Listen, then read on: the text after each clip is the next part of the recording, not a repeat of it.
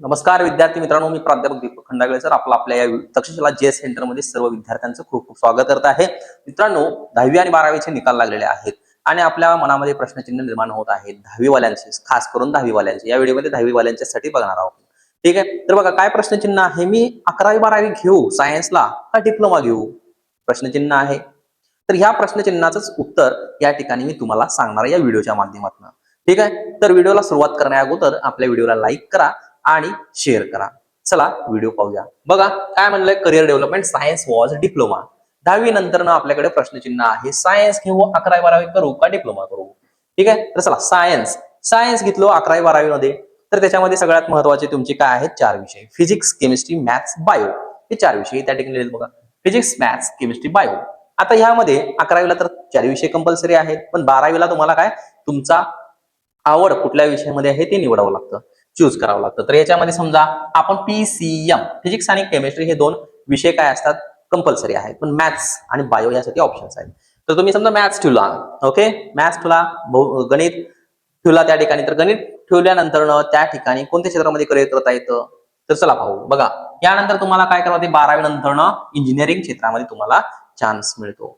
Engineering किती वर्षाचं असतं, 4 वर्षाचं असतं. म्हणजे 12वी नंतर 4 वर्ष तुम्ही इंजिनिअरिंग क्षेत्रामध्ये करिअर करू शकता. ठीक आहे, पुढे त्यानंतर समजा तुम्हाला अजून शिकायचं असेल तर तुम्हाला एमई करावे लागेल किंवा एमटेक. किती वर्षाचं असते सर हे, तर 2 वर्षाचं आहे. बघा त्या ठिकाणी हे 2 वर्षाचं आहे. त्यानंतर तुम्हाला नोकरी लगेच मिळू शकेल अप्लाय केल्यानंतर, किंवा तुम्हाला हायर एज्युकेशन पाहिजे असेल तर तुम्ही दुसऱ्या देशामध्ये जाऊन सुद्धा त्या ठिकाणी एज्युकेशन घेऊ शकताय. चला आता पाहू आपण पीसीबी म्हणजे फिजिक्स, केमिस्ट्री आणि बायो. बायोलॉजी ठेवल्यानंतर आपल्याला कोणत्या क्षेत्रामध्ये करिअर करता येतं. तर यासाठी बघा नीटची एंट्रन्स असते, जसं की यांच्यासाठी पण मेडिकल इंजिनिअरिंग साठी पण एंट्रन्स एक्झाम असते. ती कोणती असते, जेई मेन्स आणि ऍडव्हान्स ही एक्झाम असते. ती क्रॅक केल्यानंतर तुम्हाला चांगल्या कॉलेजला ऍडमिशन मिळू शकतं, किंवा सीईटी क्रॅक केल्यानंतर सुद्धा तुम्हाला त्या ठिकाणी ऍडमिशन मिळू शकतं महाराष्ट्रातल्या कॉलेजमध्ये. मेडिकल वाल्यांचं कसं असतं, तर नीटची परीक्षा द्यावी लागते तुम्हाला, ऑल इंडिया त्या ठिकाणी एक्झाम घेतली जाते. ओके, आणि ही एंट्रन्स प्रवेश परीक्षा तुम्ही पास झाला की त्यानंतर तुम्हाला मेडिकल कॉलेजमध्ये ऍडमिशन मिळत आहे. तर हे मेडिकल कॉलेज 12वी नंतर तुम्ही मेडिकल क्षेत्रामध्ये गेला. आता मेडिकल मध्ये तुम्हाला समजा एमबीबीएस, ओके, डॉक्टर, तर एमबीबीएस कॉलेज ला तुम्हाला त्या ठिकाणी ऍडमिशन मिळालं. किती वर्ष करू शकतो आपण एमबीबीएस, 5.5 वर्षाचा कोर्स आहे. ओके, एमबीबीएसचा. आणि त्यानंतर समजा मला एमबीबीएस नंतर सुद्धा तुम्ही डॉक्टर होऊ शकता. समजा अजून तुम्हाला शिकायचं असेल तर एमडी किंवा एमएस त्या ठिकाणी तुम्ही करू शकताय. इथं आहे मग हा किती वर्षाचा, 3 वर्षाचा आहे. मग हा तुम्ही इथं पण शिकू शकता किंवा दुसऱ्या देशामध्ये पण तुम्ही प्रेफर करू शकता.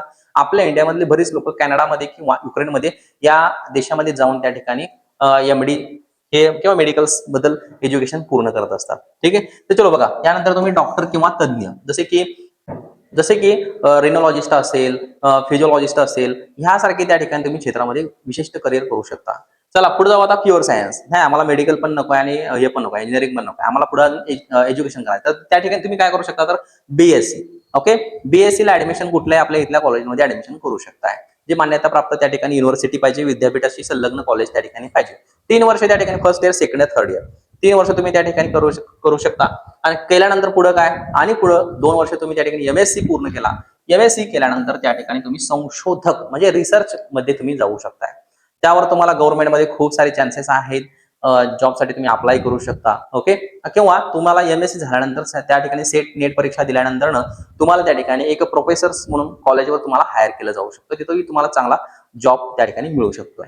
ठीक आहे, यापुढे जाऊया. इतर अभ्यासक्रम. चला 11वी 12वी झाली माझी, त्यानंतर मी दुसरं हे नको आहे आम्हाला काय, पण दुसरं आम्ही काय करू शकतो, तर एनडीए एक बेटर ऑप्शन आहे. एनडीए ज्यांचं फिजिकल फिटनेस चांगला आहे, थोडंसं मेंटल कॅपॅसिटी पण चांगली आहे, तर यांच्यासाठी एनडीए जबरदस्त आहे. एनडीए म्हणजे काय, नॅशनल डिफेन्स अकॅडमी.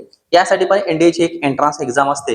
एंट्रन्स 12वी नंतर एंट्रन्स एक्झाम दिल्यानंतर त्यानंतर तुम्हाला काय मिळू शकतं, तर एनडीएच्या कॉलेजला ऍडमिशन मिळू शकतं. कुठं आहे, खडकवासला या ठिकाणी पुण्यामध्ये आहे. तिथे तुम्हाला किती वर्षाचा जॉब शिक्षण घ्यावं लागतं, तर 4 वर्षाचा तो कोर्स असतोय.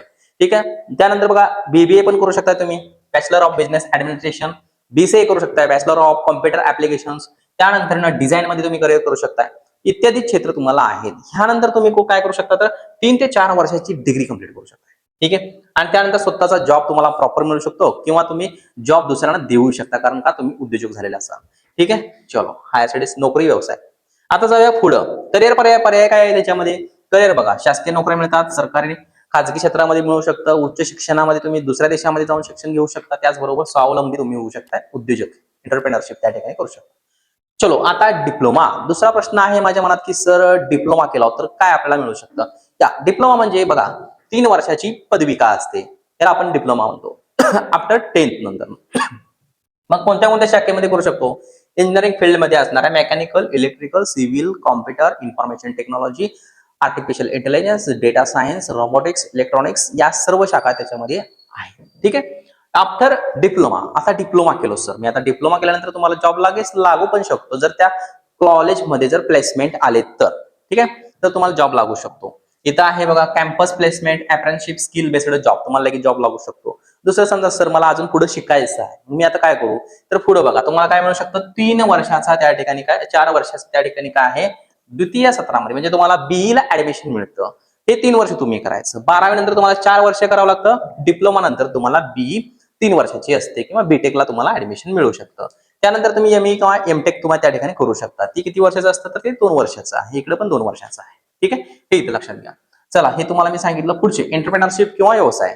डिप्लोमा नंतर तुम्ही स्वतःचा व्यवसाय करू शकताय, बिझनेस करू शकताय, सिव्हिल इंजिनियर असाल स्वतःचं त्या ठिकाणी साईट चालू शकताय. ओके, बरेच वर्कर्स आपल्या हाताखाली आपण घेऊ शकतो. असं खूप सारे त्या ठिकाणी ग्रोथ तुम्हाला मिळू शकते. करिअरचे ऑप्शन्स काय काय आहेत? पर्याय शासकीय नोकऱ्या मिळतात, खाजगी क्षेत्र. आता शासकीय नोकऱ्याच्या बाबतीत म्हणला डिप्लोमा नंतर फार कमी प्रमाणात शासकीय नोकऱ्या काढल्या जातात, त्यामुळे इकडे चान्सेस थोडेच कमी आहेत. इकडे जरा चान्सेस जास्त आहे. 12वी सायन्स नंतर टेक्निकल सेंट्रीमध्ये तुम्हाला बऱ्याच क्षेत्रामध्ये बऱ्याच भारतातल्या इन्स्टिट्यूट्स आहेत त्या ठिकाणी एक्झाम्स असतात, ती एक्झाम देऊन त्या ठिकाणी तुम्ही जाऊ शकताय. ठीक आहे, ओके. पुढं खाजगी क्षेत्र, उच्च शिक्षण आणि उद्योजकता हे या ठिकाणी आहे. शेवटी जाता जाता बघूया स्वतःची आवड, निवड आणि दबाव नको. बघा स्वतःची आवड सगळ्यात महत्वाचं इथे हे गोष्ट आहे की स्वतःची आवड. तुम्हाला हा सांगतोय, तो सांगतोय, मामा सांगतोय, अंकल सांगतोय, बरेच कोण सांगतात, शिक्षक सांगतात. तुम्हाला स्वतःला काय आवडते हे तुम्ही पहिला त्या ठिकाणी ठरवा. जे स्वतःला आवडते ना, जिथं आवड आहे तिथं सवड मिळते, आणि जिथं सवड आहे ना तिथं निवड आपली 100% होत असते, त्यातच करिअर होते, हे लक्षात घ्या. म्हणून आवड महत्वाची आहे करिअरसाठी. प्रत्येक क्षेत्रात समान संधी आहे. कौशल्य आणि परिश्रम असेल तर तुमचं यश 100% आहे. तुमच्याकडे स्किल्स पाहिजे, इथून पुढच्या काळामध्ये स्किल्स ज्याच्याकडे आहेत तोच त्या क्षेत्रामध्ये जबरदस्त आहे. ओके, शिकत राहा, वाढत राहा. कौशल्य आणि दृष्टिकोन हे महत्वाचं आहे. जिद्द, नियोजन, संयम या 3 गोष्टी असतील तर, आणि सातत्य असेल तर यश तुमचंच आहे. ना संघर्ष ना तकलीफ क्या खाक मजा है जीने में, बडे बडे तूफान भी थम जाते हैं जब आग लगी हो सीने में. तशी आग आपल्या मनामध्ये, हृदयामध्ये लागली पाहिजे. तेच म्हणजे आपलं सातत्य असेल, तेच म्हणजे आपलं परिश्रम असेल, आणि तेच म्हणजे आपली जिद्द असेल तरच तुमचं यश आहे. मी प्राध्यापक दीपक खंडागळे सर या ठिकाणी तुमची रजा घेतोय. भेटूया आपल्या पुढच्या व्हिडिओमध्ये एखाद्या नवीन व्हिडिओमध्ये. ठीक आहे, जय हिंद, जय महाराष्ट्र.